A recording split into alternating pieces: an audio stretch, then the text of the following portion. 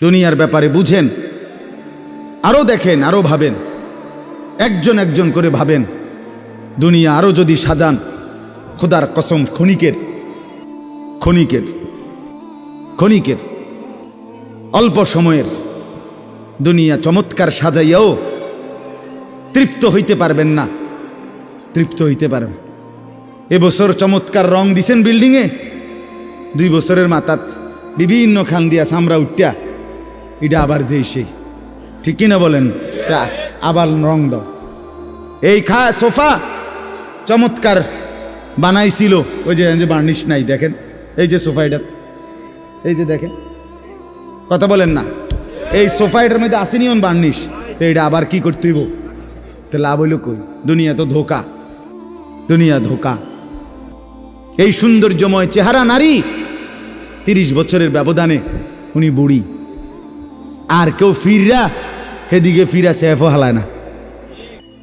আজ যেই যুবতী, যেই বেহায়া নারী, বেপর্দা মহিলা বাজারে বাজারে ঘুরতো, যৌবন, আরে সেটা তার সম্পদ না, তারটা হইলে তো নিজের হইলে তো সে কখনোই বুড়া হইতো না।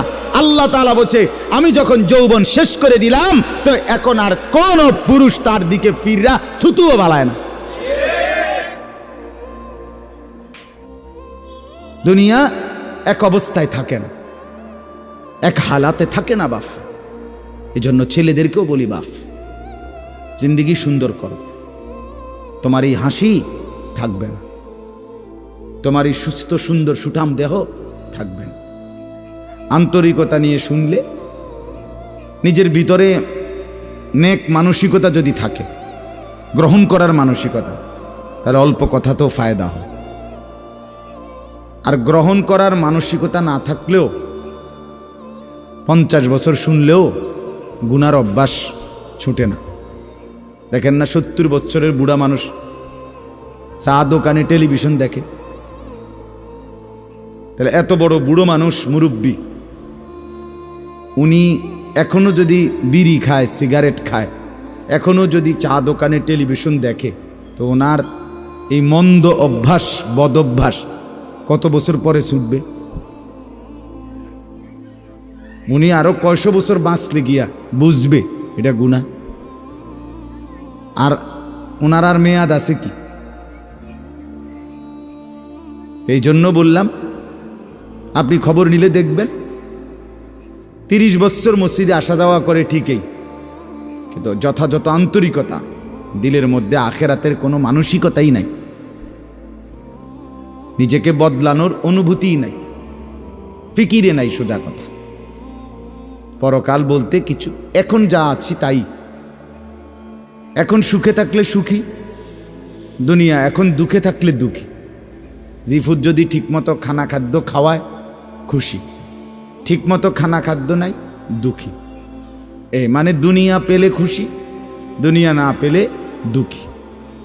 লাভ লোকসান, আয় ব্যয়, হিসাব কিতাব, সুখ আনন্দ, দুঃখ বেদনা, হাসি কান্না, আবেগ অনুভূতি, সবটাই শুধুই দুনিয়াকে কেন্দ্র। এখানে কি পেলাম? এখন কি পেলাম? এখন কি পেলাম? ইনহিয়া ইল্লা হায়াতুনা দুনিয়া নামুতু ওয়া নাহইয়া। আল্লাহ তাআলা বলেন, নাফরমান আর পাপীদের জীবন কেমন হয়? কোরআনে আল্লাহ বলছেন, তাদের অবস্থা হয় এমন যে তারা বলে জীবন কেবলই দুনিয়ারটা, আর কোথাও জীবন নেই, আর কিছু নাই। নামুতু ওয়া নাহইয়া, এখানেই মরব, এখানেই বাঁচব। ওমা নাহনু বিমাবউসিন। আল্লাহ বলেন, নাফরমানদের দিলের মধ্যে এই বিশ্বাস যে আমাদেরকে পুনরায় কোথাও উঠানো হবে না। আল্লাহ যে বলছেন হাসরের ময়দানে তোমাদেরকে উঠানো হবে, সুম্মা ইন্নাকুম ইয়াউমাল কিয়ামাতি তুবআসুন। আল্লাহ তাআলা বলেন, তোমাদের প্রত্যেককে কিয়ামতের দিন হাসরের মাঠে তোলা হবে। আল্লাহ বলেন, বেঈমানের দিলে এটা থাকে না। তার কথা হলো প্রাপ্তি অপ্রাপ্তি, লাভ লোকসান, ভালো মন্দ, হাসি আনন্দ, দুনিয়া। ছেলে বিদেশ থেকে টাকা পাঠাইতেছে, খুশি। ছেলে বিদেশ থেকে টাকা টুকা ঠিকমতো দেয় না বা কামাই রোজগারি কম, জিজ্ঞাসা করবেন কেমন আছেন, কি এর বালা, আমরা আর বালা কি এর, হ্যাঁ কি সমস্যা কি তা চাচা, এ ফোলাগারে কত ঋণ ফিন কইরা সুদে টাকা নিয়া কিস্তিতে টাকা লইয়া বিদেশ পাঠাইছি, তেয়ন টাকা পয়সা পাঠায় না, আর বালা কি এর। তাহলে উনি দুঃখী কেন, টাকা নাই, আবার টাকা পাঠাইতেছে মাশাআল্লাহ, পান খাওয়ার স্টাইলই আলাদা, চা খানার ঢঙে আলাদা, কথাবার্তার স্টাইলই ভিন্ন। কেমন আছেন, আসি আল্লাহর রহমতে, আপনাকে দোয়ায়, 10 জনের দোয়ায় আল্লাহ ভালোই রাখছে। কেমনে ভালো, এতে আল্লাহর রহমতে টাকা পাঠায়, আমরা তার মা আমি আমরা মিল্লা খাইয়া পইরা ভালো আছি। তাহলে ভালো থাকে দুনিয়া, ভালো থাকলে ভালো নাই দুনিয়া, ভালো না থাকলে তো আখিরাত, কবর, মৃত্যু পরবর্তী জিন্দিগি, সের জন্য কি ব্যাপার, তার জন্য কোনো আলোচনা লাগবে না, এর জন্য কোনো কথা নাই। তাইলে কারো মধ্যে এই আলোচনা নেই, স্বামী স্ত্রী পরস্পরের আলোচনা, এই ঘর সংসার বাজার, খাট ফার্নিচার পালং সোফা, হ্যাঁ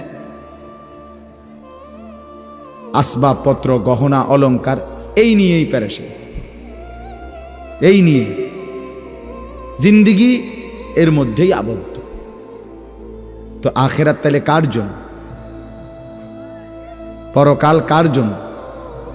আমরা মুসলমান, আমরাই যদি পরকাল না চিনি না বুঝি, আমাদের উচ্চারণে, আমাদের অনুভূতিতে, আমাদের আচরণে, আমাদের কথাবার্তা উঠা বসার মধ্যেই যদি পরকালের কোনো নমুনা দেখা না যায়, তো হিন্দু বৌদ্ধদের মধ্যেই দেখা যাবে। কথা উত্তর দেন। কবর হাসর আখেরাতের চিহ্ন ভেসে ওঠার কথা চালচলনে মুসলমানদের মধ্যে না কাফেরদের মধ্যে? মুসলমানদের মধ্যে। কথা তো ছিলই। আল্লাহর প্রিয় বান্দারা, অসংখ্য আল্লাহর নেক বান্দাদের জীবনে আছে, রাত্রিতে ঘুমাইতেন না। জিজ্ঞেস করতে কেন ঘুমান না, বলছে জাহান্নামের ভয় ঘুমাতে দেয় না, কবরের ভয় ঘুমাইতে দেয় না।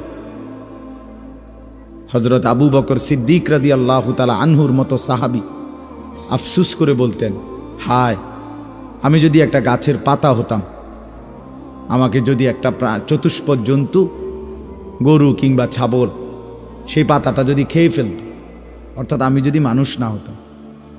অথচ কি পরিমাণ আমলের অধিকারী ছিল।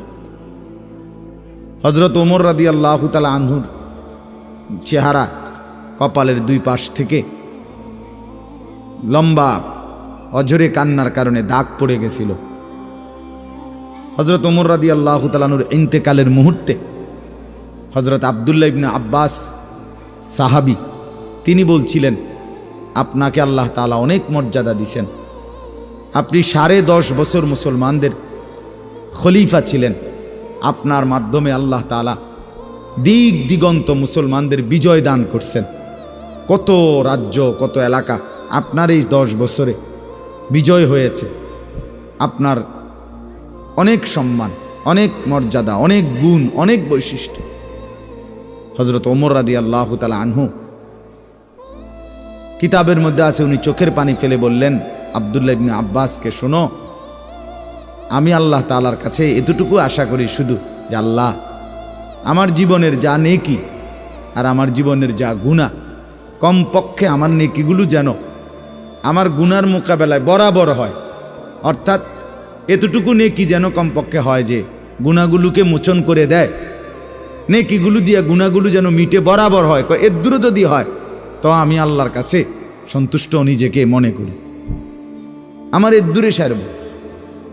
অর্থাৎ নিজের এই বিপুল পরিমাণ নেক আমলকে কিছুই মনে করেন, সামান্য। তা আমাদের পুঁজি কোথায়? আমাদের এই শুক্রবারের শুধু সপ্তাহে একদিনের জুমার নামাজ, এটাই আমাদেরকে জান্নাত এনে দিবে, ঠিক না? হ্যাঁ, মাঝে মধ্যে গরিব দুঃখীকে 2 টাকা 5 টাকা দিলে এতে আমাদের বেহেশত চলে আসবে, ঠিক না? তো বলেন, এজন্য বললাম আমরা প্রত্যেকে আন্তরিকতা নিয়ে ভেতরে যারা মনোযোগ দিয়ে শুনেন, দেখবেন আমার আপনার ভেতরে যদি অনুভূতি তৈরি হয়, ভাবনা তৈরি হয়, ফিকির আসে, লাভ। সবাই একসাথে হবে না, সবাই একসাথে বদলায় না, সবাই একসাথে পরিবর্তন হয় না, কারো কপালে পরিবর্তন হয়ই না, বদনসিব। কারো সময়ের ব্যবধান হয়। আমাদের প্রিয় নবী সাল্লাল্লাহু আলাইহি সাল্লামের কাছে যারা সাহাবী হয়েছেন, কালেমা পড়ছেন, তারা প্রত্যেকেই প্রথম দিনেই তো সবাই কালেমা পড়ছেন, ঠিক না? বুঝেন নাই কথা? যতজন সাহাবী হয়েছে নবীজির, সবাই একদিনেই কালেমা পড়ে ফেলছে নাকি? তাইলে সময়ের আগ পিছ আছে কি না বলেন? কেউ প্রথম দিন কালেমা পড়ছে, কেউ 21 বছর পরে কালেমা পড়ছে, কেউ 22 বছর পরে কালেমা পড়ছে। তো যিনি 23 বছরের মাথায় কালেমা পড়ছে তিনিও কামিয়াব, যিনি প্রথম দিন কালেমা পড়ছে তিনিও কামিয়াব, সৌভাগ্যবান। এজন্য বুঝ আসবে, এর মধ্যে আকপিস হবে। সবাই একই দিনে জোনায়েদ বাগদাদি হবে না, সবাই একদিনে বাইজিদ বোস্তামি হবে না, সবাই একদিনে রাবেয়া বসরি হবে না। সময়ের ব্যবধান হবে, আকপিস হবে, এবং কারো কপালে হেদায়েত জুটবেই না। ইন্নাকা লা তাহদি মান আহবাবতা। আল্লাহ তাআলা আমাদের নবী সাল্লাল্লাহু আলাইহি সাল্লামকে বলছেন, আপনি খুব চাইলে, ভালোবাসলে আপনি নিজে কাউকে হেদায়েত দিতে পারবেন না, সেখানে আমি কে? কথা বলেন না। সেখানে আমাদের কোনো পাত্তা আসেনি কোনো। খুদ রসুলকে আল্লাহ বলছে, হে নবী আপনি চাইলে হবে না, আমি চাইতে হবে। ওয়ালাকিন্নাল্লাহ ইয়াহদি মান ইয়াশা, বরং আমি আল্লাহ যাকে চাই আমি তাকে হেদায়েত দান করি। তাহলে মূলত হেদায়েত দেয় কে? ফয়সালা কার হাতে? আমার বলা আপনার শোনা কোনোটাই মূল বিষয় না। মূল বিষয় হলো এটা একটা উসিলা ধরা, কিন্তু মূল ফয়সালা কার হাতে? ওয়ালাউলা ফাদলুল্লাহি আলাইকুম ওয়া রাহমাতু মাজ। এই বেটা, মোবাইল না ধরতে মানা করছি। সুন্দর করে বললে হয় না, অনেকের খাসিয়ত এতটাই যে ধমক না দিলে, কথা বুঝছেন না, এটা তার একটা তবিয়ত হয়ে গেছে। না আমারে এমনি করলে আমি বুঝতাম না, আমার ধমকাই তুই। বদ অভ্যাস মানে জিন্দিগির একটা মিনিট লজ্জা শরম কিচ্ছুর কোনো ধার ধারে না। ছেলেরা মোবাইল ছাড়া 1 মিনিট থাকতে রাজি না।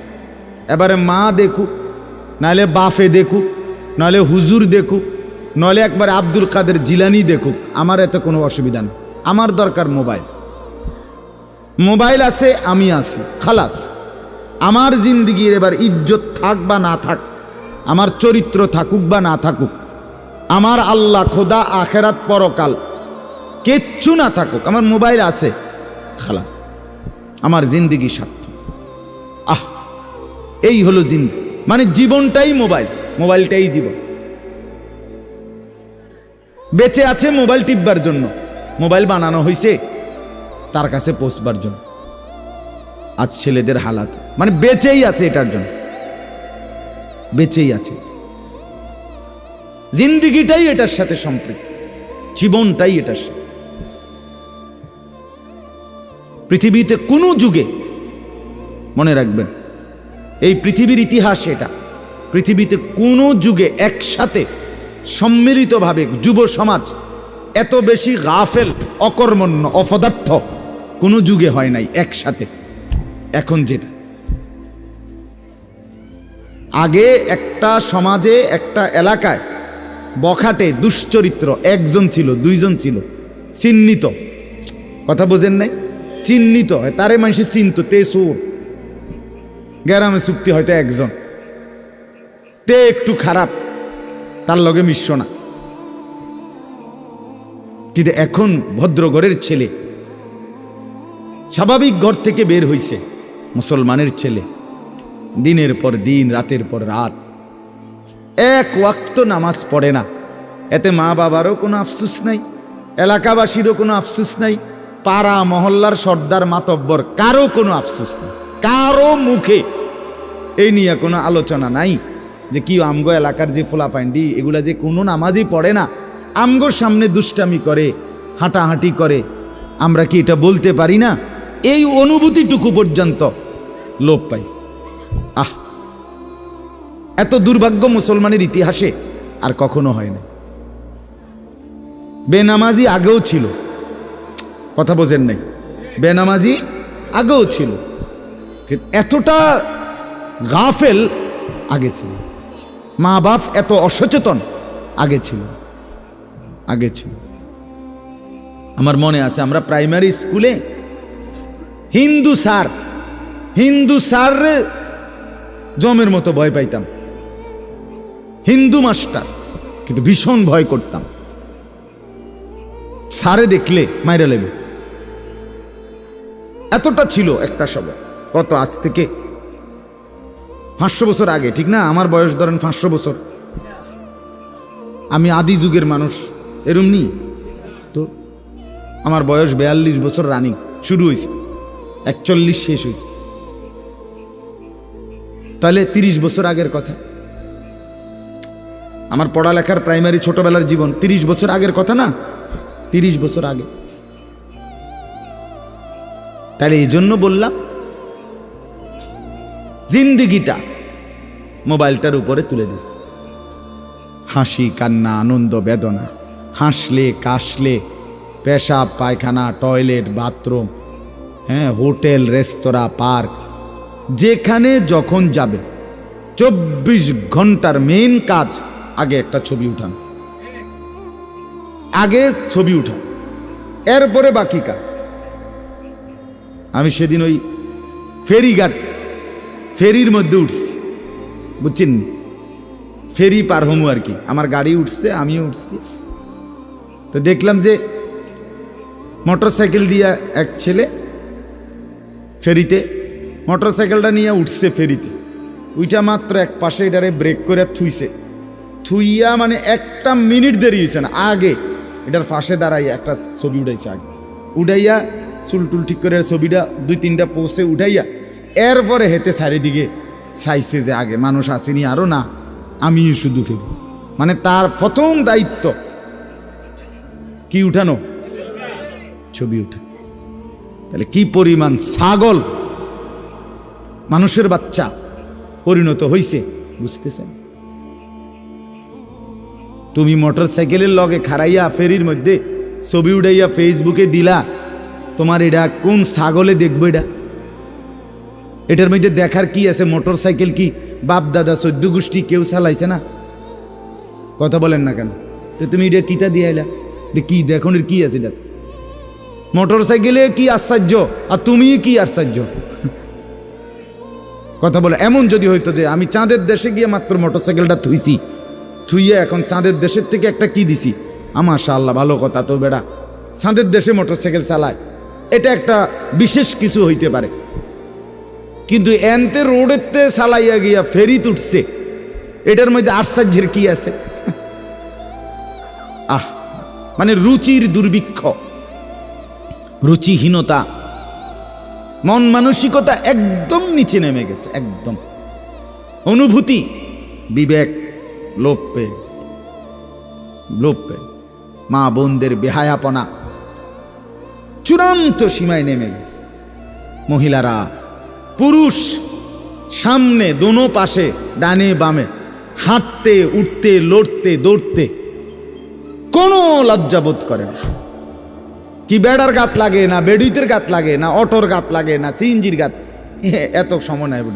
বুড়ি ব্যস্ত, বাজার মার্কেটিং, দোকান কেনাকাটা, আফসুসের ব্যাপার। মানে এটাই বললাম আর কি, একসাথে সবাই, অধিকাংশ বেশিরভাগ অধপতন একসাথে মুসলমানের সমাজে 1450 বছরে আর কখনো এতটা ছিল না। অল্প অল্প ছিল, অল্প অল্প, একজন দুইজন। বেপর্দা নারী, বেহায়া মহিলা, লজ্জা শরম কম, এরম বেডি ছিল একজন দুইজন, 2 গ্রামে 4 গ্রামে। কিন্তু মা বোনদের এখন বাজার আর মার্কেটিং দেখলে মনে হয় না আপনি জিগাইয়ের খবর লইতে বোঝে আপনি বাইক থাকেন কোন টাইমে, সপ্তাহে কোন দিন আপনি বাড়িতে থাকেন কখন আপনি টের। আপনি শনিবারও দেখবেন এবড়ি বাজারে, রবিবার, সোমবার, মঙ্গলবার, বুধবার, বৃহস্পতিবার, শুক্রবার, শীত, গরম, রোদ, বৃষ্টি, বান, তুফান, ঘূর্ণিঝড়, টর্নেডো, সাইক্লোন, সিডর, মহামারী, করোনা, আরও যদি কিছু থাকে, উনি মার্কেটে যাবে, বাজারে যাবেই। আহা, আফসুসের ব্যাপার, আফসুসের ব্যাপার, আফসুসের ব্যাপার। আমরা অতিরিক্ত আত্মবিস্মৃত জাতি হিসেবে পরিগণিত হচ্ছি।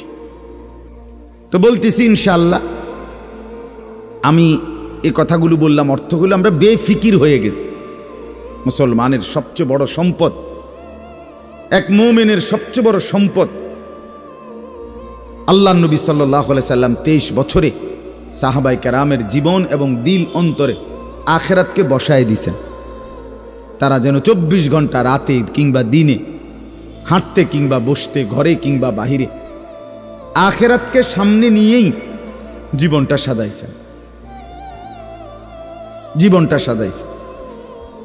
কোরআনুল কারীমের শুরুতে আছে সূরা বাকারার মধ্যে আল্লাহ তাআলা বলেন, অবিল আখিরাতি হুম ইউকিনুন, মুত্তাকি বান্দা কারা, কোরআন থেকে হেদায়েত পাবে কারা, কোরআন বুঝবে কারা, আল্লাহর পক্ষ থেকে হেদায়েত পাবে কারা। আল্লাহ বলেন এই গুণ যাদের, তাদের মধ্যে একটা হলো যারা আখিরাতের ব্যাপারে ইয়াকিন রাখে। ইয়াকিন শুধু বিশ্বাস না, বিশ্বাসটা একদম দিলের মধ্যে ইয়াকিন। আগুন জ্বালাইয়া ফেলে, এটা শুধু আমাদের ধারণা না, এটা আমাদের ইয়াকিন। ঠিক কিনা বলেন না? পানি ডুবাইয়া ফেলে, এটা আমরা শুধু ধারণা করছি না, বিষয়টা আমাদের এটার মধ্যে দিলের মধ্যে কি আছে? ইয়াকিন আছে। বরফের মধ্যে ঠান্ডা লাগে, এটা আমাদের ধারণা না, এটা আমাদের কি? ইয়াকিন। তার চাইতে বেশি ইয়াকিন আল্লাহ বলে যার অন্তরের মধ্যে আখিরাতের ব্যাপারে, সে মুত্তাকি, সে আমি আল্লাহর পক্ষ থেকে হেদায়েত প্রাপ্ত, সেই সফল, সেই জান্নাতি। ইয়াকিন পর্যায়ে থাকতে হবে।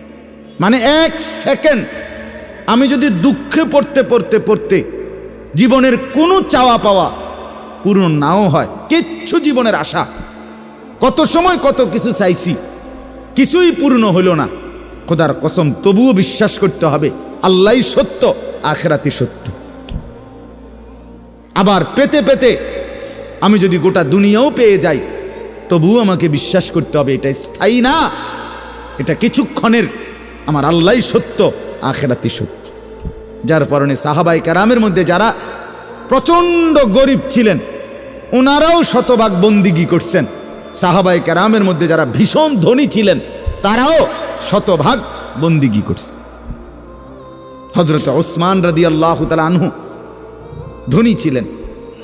হযরত আব্দুর রহমান ইবনে আউফ রাদিয়াল্লাহু তাআলা আনহু অনেক বড় ধনী ছিলেন।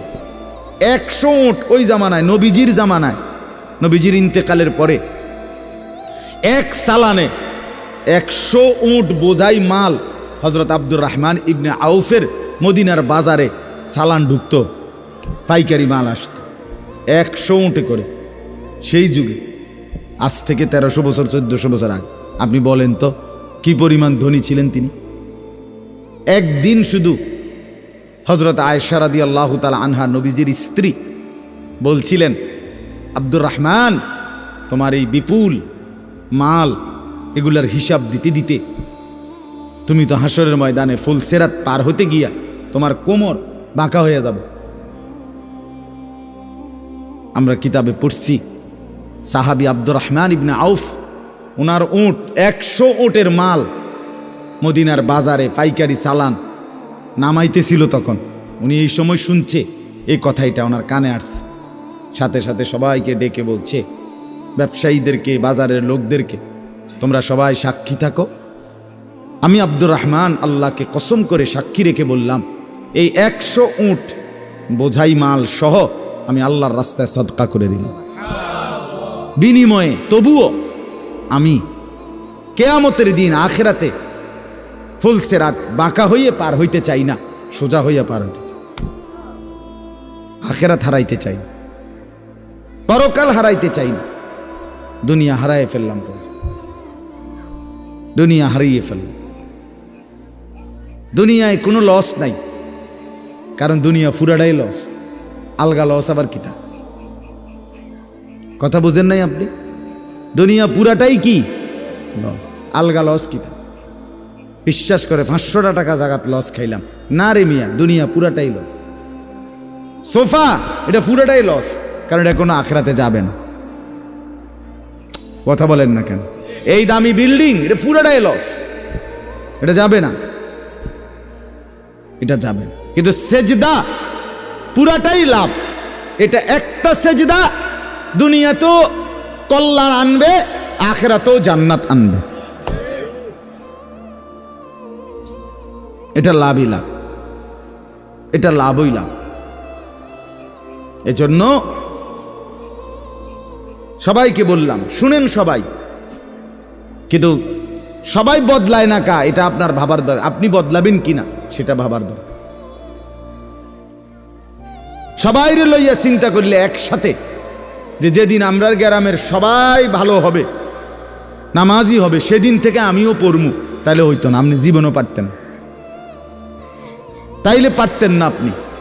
আপনি আগায় যাইতে হবে আলাদা, অন্যকে ডাকতে হবে আল্লাহর দিকে, কিন্তু নিজেকে বাদ দেওয়া যাবে না। নিজের জীবন গঠন করতেই হবে, নিজের জীবন। আমি আপনাদের সবাইকে বললাম এশার নামাজ পড়েন। এখন সবাই পড়লো না দেখে বুঝি আমি পড়তাম না। কথা বলেন না কেন? সবাই পড়ছে না দেখা আমিও পড়তাম না, এটা কথা? এটা কোনো যুক্তির কথা হলেও নি কথা বলে। এই জন্য বললাম এটা গুরুত্বপূর্ণ। আমরা এটা বুঝি কম। আমরা শয়তানে বুঝাই দিছে, ইবলিসে, যে বলবি কি করমু, গ্রামের সবাই এটা কয়, 10-এর এটা মানুষের, এটা এই মানুষের উপরে বলে, সবাই বলছে। সবাই বললে কি হয়েছে? তাই বলে আপনি, সবাই বলছে পানির ঝাঁপ দিতে, এজন্য আপনি পানিতে ঝাঁপ দিবেন? সবাই বলছে আগুনে পড়তে, এজন্য আপনি আগুনে পুড়ে যাবেন? কোনো বাস যদি অ্যাক্সিডেন্ট হয়, 50 জন যাত্রীর মধ্যে যদি 49 জনও মারা যায়, আর একজন লোক যদি বুঝে সে বাঁচতে পারবে, বের হইতে পারবে, এই কারণে সে যে না 49 জন মরে গেছে, যেহেতু আমার আর বাচ্চা লাভ কি, আমিও মরে যাই, এটা নিয়ে কই বসে? সে কি একা হলেও বাঁচতে চাইবে না? তাহলে আপনি জাহান্নাম থেকে বাঁচতে চাইবেন না কেন? সেটা কি আগুন না? সেটা কি এর চাইতে বড় বিপদ না? তো এই জন্য কোরআনুল কারীমে আল্লাহ তাআলা বলছেন, প্রথমে সবার কথা বলার আগে বাই সিরিয়াল নবীজিকে, ইমানদারদেরকে সবার কথা বলছে, কিন্তু সবার আগে বলছে কু আনফুসাকুম। আগে এটা বলে নিছে, আগে নিজেকে বাঁচাও, এরপর ও আহলিকুম, পরিবারকে বাঁচাও, এরপর লিতুনদিরা আহলাল কুরা, লিতুনদিরা উম্মাল কুরা ওমান হাওলাহা, নিজ এলাকা এবং তার আশপাশের মানুষকে বাঁচাও, এরপরে বাঁচাও। তাহলে এটা পরে ধীরে ধীরে, আগে নিজেকে বাঁচাও, এরপর পরিবারকে বাঁচাও। ও আনদির আশিরাতাকাল আকরাবিন, এরপর আত্মীয় স্বজনদেরকে বাঁচাও, এরপর মহল্লাবাসীকে বাঁচাও, এরপর গোটা পৃথিবীবাসীকে বাঁচাও। ধীরে ধীরে আগাও, ঠিক আছে, সেগুলোর মধ্যে কম বেশ হইতে পারে, কিন্তু নিজের ব্যাপারে এক বিন্দু ছাড় দিও না, নিজের ব্যাপারে কোনো কমতি করো না। এটা আল্লাহর চাহিদা। ইয়া আইয়ুহাল্লাযীনা আমানু আলাইকুম আনফুসাকুম, রব্বুল আলামিন বলেন, হে ঈমানদারগণ, আলাইকুম আনফুসাকুম, তোমরা প্রত্যেকেই তোমাদের নিজেদেরকে আঁকড়িয়ে ধরো। আলাইকুম আনফুসাকুম, নিজেকে মজবুত করে ধরো। লা ইয়াদুররুকুম মান দাল্লা ইযা হাতাদাইতুম, আল্লাহ তাআলা বলেন, যে যদি তুমি তোমাকে নিজেকে মজবুত করো, সাজিয়ে তোলো, গড়ে তোলো, আল্লাহ তাআলা বলেন এবার যদি গোটা পৃথিবী গুমরা হয়, খোদার কসম আল্লাহ বলেন তোমাকে আর কেউ পথভ্রষ্ট করতে পারবে না, পথভ্রষ্ট করতে পারবে না। হযরত বাইজিদ বুস্তামি রাহমাতুল্লাহর জীবনীতে আমরা পড়ছি, উনি বলছেন আল্লাহ তাআলার মহব্বত আর মারেফাতের সাধনা করতে করতে আমার দিলের অবস্থা আলহামদুলিল্লাহ এক সময় এমন হয়েছে যে রাস্তার নারী আর রাস্তার দেওয়াল দুইটার মধ্যে আমার কাছে আলাদা কোনো পার্থক্য মনে হইতো না।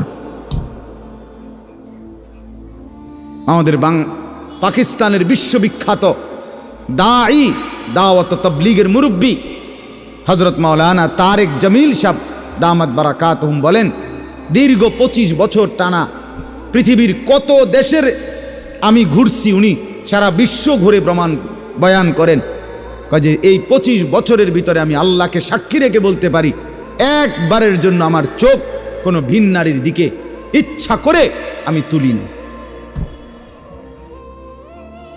হ্যাঁ, আমার শায়েখ আরিফ বিল্লাহ আল্লামা মুফতি মুশতাকুন নবী কাসেমি হজরতের কাছে আমি শুনছি, হজরত বলছেন যে আল্লাহ তাআলার দয়া যে রাস্তায় বের হলে মহিলা রাস্তায় হাঁটে, আমার কখনো এটা মনেই হয় না। আপনি বলবেন হ এটি বুঝি কথা, হয় এটি কথা, এটাই কথা, এটাই কথা।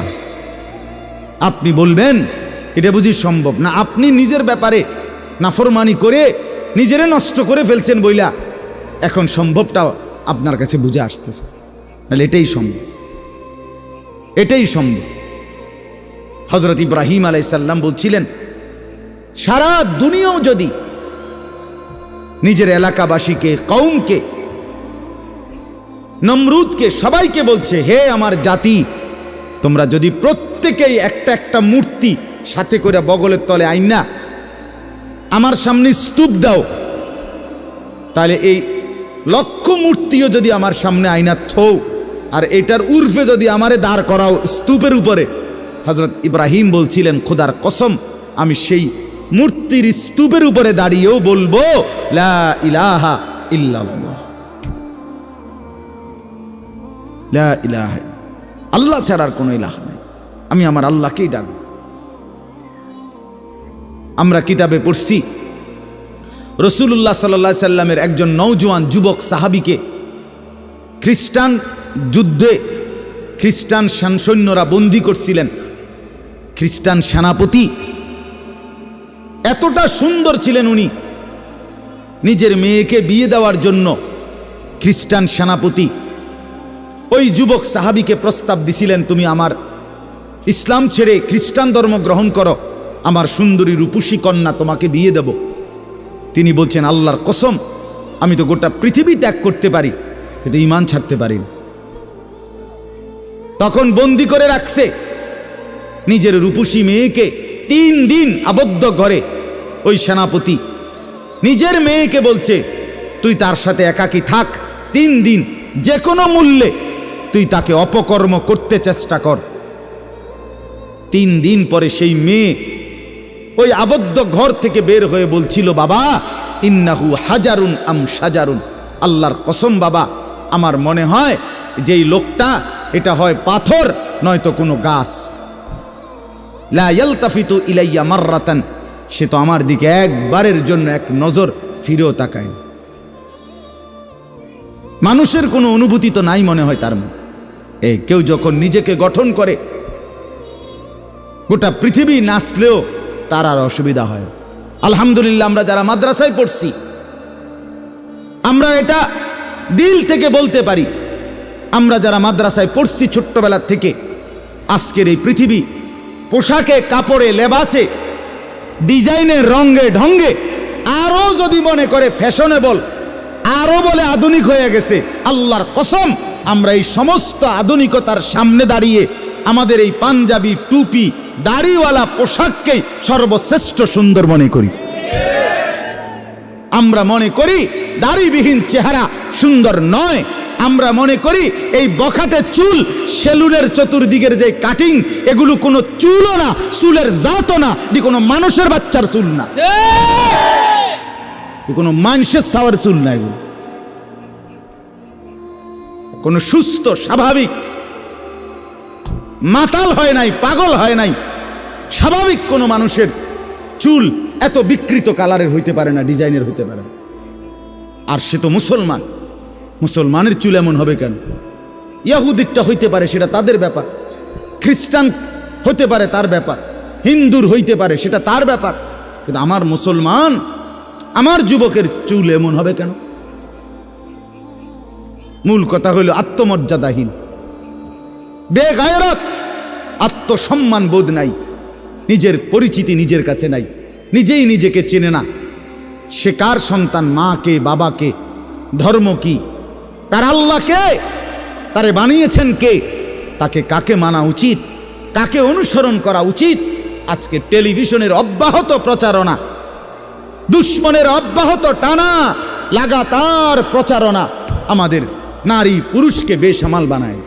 সবাই মিলে পাগল যে কাফেরের মতো সাজো, দুশ্মনের মতো সাজো, ইহুদির রঙই রং, খ্রিস্টানের সাজে সাজ, কাফের বেঈমান নাস্তিক মুরতাদ তাদের রং ঢং, তাদের চুল, তাদের লেবাস, তাদের জামা, তাদের শাড়ি, তাদের গহনা, তাদের প্যান্ট, তাদের লেবাস, তাদের পোশাক, এটাই সৌন্দর্য, এটাই আকর্ষণীয়। এটা হলো মূলত রুচিহীনতা, বিকৃত মানসিকতা, আত্মসম্মান বোধ, আত্মপরিচয়হীন ব্যক্তির পরিচয়। যে নিজেকে চিনে না, যে জানে না আমি চিনি আলহামদুলিল্লাহ, আমার আল্লাহ আছে, আমার একজন রসুল আছে, আমার একটা কিতাব আছে, আমার একটা ধর্ম আছে, আমি কেন অন্যের পোশাক পরব, আমি কেন অন্যের রঙে সাজবো? আমি কি ফকির? কথা বলেন না কেন? আমি ফকির নাকি বেটা? আমি তোরটা মতো মানবো কেন?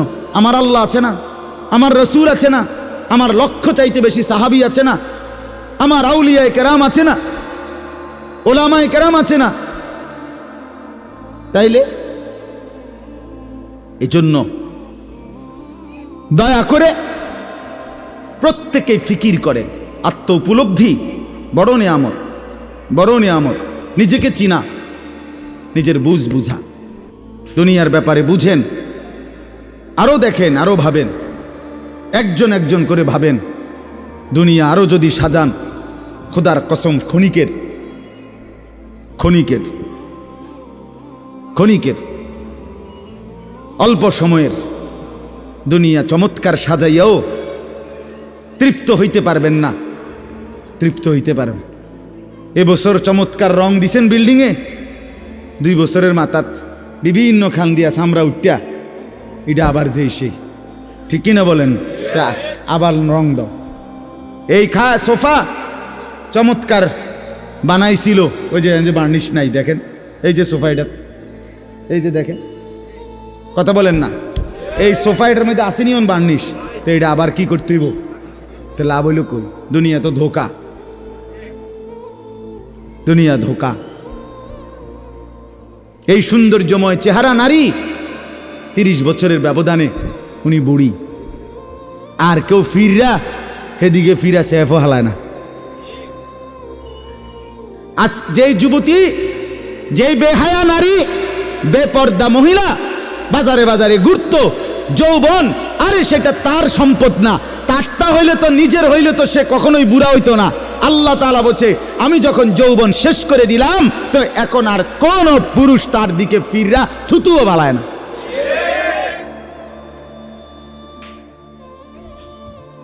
থুতুও ফেলে না। হায়াতের প্রত্যেক মুহূর্ত আল্লাহর দান। দুনিয়া অল্প ক্ষণিকের, দুনিয়ার প্রত্যেকটা অবস্থা পরিবর্তনশীল। এই যে বৃষ্টি হচ্ছিল, এখন নাই, আবার একটু পরে হইতে পারে। এই যে অন্ধকারে ঢাকা, এটা স্থায়ী না, একটু পরে আবার সকাল হবে। এই যে চমৎকার আলো, এটা স্থায়ী না, একটু পরে আবার সন্ধ্যা হবে। এই তো হাসতেছে লোকটা, কিছুক্ষণ পরে আবার কাঁদবে। এই সুস্থ মানুষ, কিছুক্ষণ পরে আবার ব্যারাম, রোগ, এরই নাম দুনিয়া। ঘুরতে থাকে, পরিবর্তনশীল,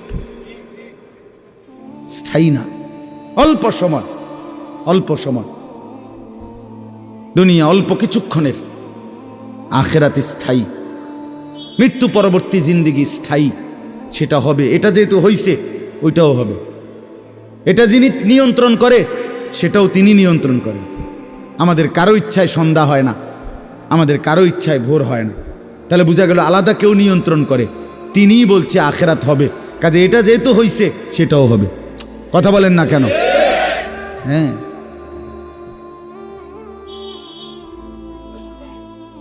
বলে বাসর রাত যত আকর্ষণীয় রাতই হোক ভোর হয়ে যায়, জেলখানার রাত, ফাঁসির রাত যত মুসিবতেরই হোক ভোর হয়ে যায়।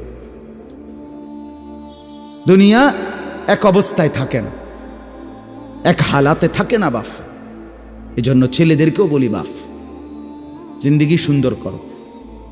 তোমার এই হাসি থাকবে না, তোমার এই সুস্থ সুন্দর সুঠাম দেহ থাকবে না। আমি কালকেও আমার শায়েখ আরিফ বিল্লাহ হাকিমুন নাফস আল্লামা মুফতি মুশতাকুন নবী কাসিম হুজুর গতকালকে পাবনা গেছেন, তো আমি এর আগে আমি গেছি, হুজুরকে বলছিলাম, আমি আপনার মাহফিলেও বলছি, আমি পাবনা মানসিক হাসপাতালে এই গত মাসে দেখতে গেছিলাম, দেখছিলাম বয়ানের পরে ওই যে বাংলাদেশের সবচেয়ে বড় মেন্টাল হসপিটাল যেটা পাবনা না, এটা ওটা আমি দেখছি ভিতরে ঢুকা, আসর থেকে মাগরিব লম্বা টাইম ওয়ার্ডে ঘুরে ঘুরে আমারে দেখাইছে। তা আমি যদি 500 পাগল দেখে থাকি তার মধ্যে 490 জন হইল জোয়ান, 490 না 495 জন হইল যুবক, বুড়া দেখছি না 2 জন বা 3 জন, বুঝছেন? সব যুবক। হ্যাঁ, এজন্য বাপ যে মাদকাসক্ত পুনর্বাসন কেন্দ্র যেগুলোর মধ্যে ড্রাগে যারা মাদকে আসক্ত হয়, যাদেরকে চিকিৎসা দেয়, এগুলোর মধ্যে ঘুরে দেখে আসো।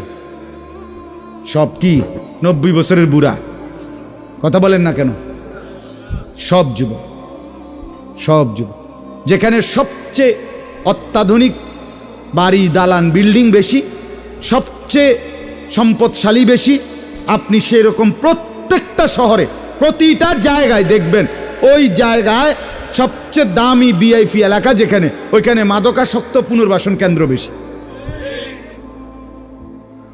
আমি নিজে দেখে আইছি, আমাদের কুমিল্লাতেও সবচেয়ে গুরুত্বপূর্ণ সবচেয়ে বেশি এলিটরা যে জায়গায় থাকে, আমি নিজে ওইখানে বয়ানে যতবারই গেছি, যে দিক দিয়ে তাকাই দেখি মাদকাসক্ত পুনর্বাসন কেন্দ্র বেশি। ধনির দুলাল, সোনার চামচ মুখে দিয়ে যে জন্ম নিছে, রাজপ্রাসাদার অট্টালিকায় যে চোখ মেলছে, আহা, সম্পদ আর প্রাচুর্য কিছুরই অভাব ছিল না, কিন্তু আখলাক আর চরিত্র নষ্ট করে মদে আসক্ত হয়ে, নেশায় আসক্ত হয়ে জিন্দিগি শেষ করে দিছে, শেষ করে দিছে। রাসূলুল্লাহ সাল্লাল্লাহু আলাইহি সাল্লাম বলছেন, মান শারিবাল খাম, যে মদ খায়, নেশা করে, তার 1 নম্বর লানত হইল তারাকাস সালাহ, সে নামাজ ছেড়ে দেয়। 2 নম্বর লানত জঘন্য, নবীজি বলছে, আহা, বলতেও লজ্জা, নবীজি বলছে মাদকাসক্ত যে তার পরিণতি হলো, সে খুব দ্রুত গতিতে অচিরেই অল্প সময়ের ভেতরেই সে সবচেয়ে ঘনিষ্ঠ আপনজন, তাদের সাথে আপনজন নারী, তাদের সাথে জিনা আর ব্যভিচার করতে উদ্যত হয়। সে আপনজনের গায়ে ছোবল দেয়। হ্যাঁ,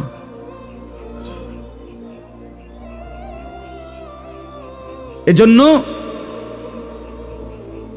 জিন্দিগি গঠন করা, দুনিয়া নিয়া খুব বেশি মাতামাতি চলতেছে, খুব বেশি দুনিয়া সাজাইতেছে সবাই, সুন্দর গাড়ি, সুন্দর বাড়ি, সুন্দর পার্ক, সুন্দর হোটেল, সুন্দর রেস্তোরাঁ, সবার চেষ্টা দুনিয়া লোভনীয় করা।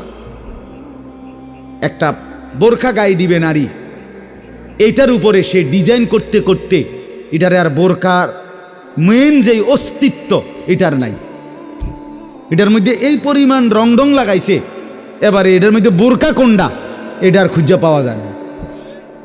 অসভ্যতা, মানে একটাই মাকসাদ, নিজের দেহ দেখাও, আবার কাপড়ের রং ঢঙও দেখাও, তাহলে হায় বোন তোমার পর্দা কোনটারে বলে? তাইলে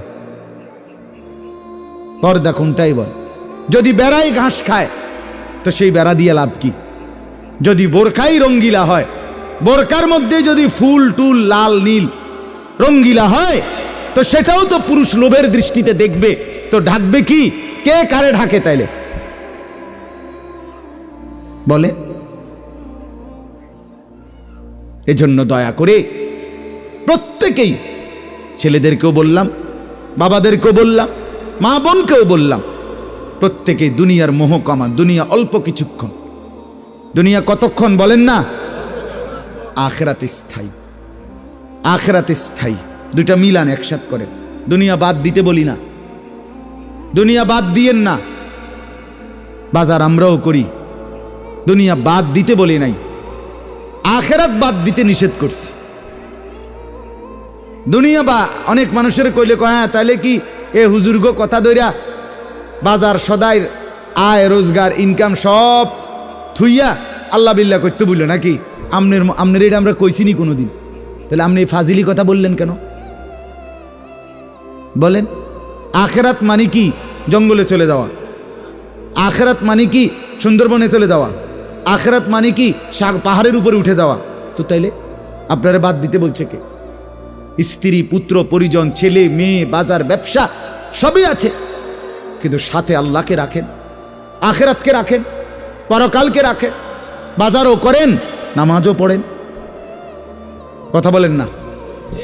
হাসি আনন্দ মজাকও করেন, আল্লাহকে সেজদাও করেন। স্বামী স্ত্রী সংসার করেন, আল্লাহকে সেজদাও করেন। রাসূলুল্লাহ সাল্লাল্লাহু আলাইহি সাল্লাম তার একসাথে 9 জন স্ত্রী ছিল, 9 জন বিবি ছিলেন আল্লাহ পাকের অনুমতিতে একসাথে।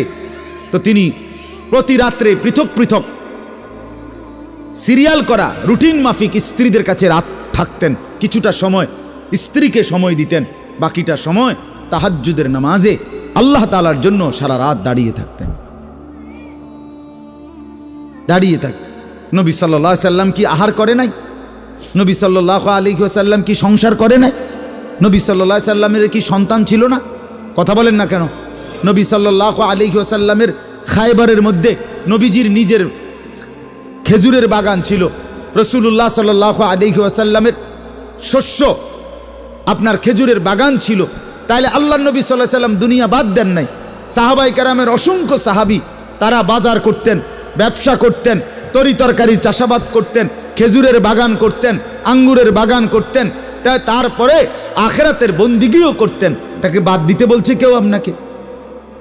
আমরা বললেই উল্টা কথা কয়, উল্টা মাইতো না চাই। হুজুরের এত কথা ধরলে আর চলন যাইতো না। আর না আপনি একটা চলিন হইয়া গেছেন, আর আমরা হইতে রয়েছি সবাই।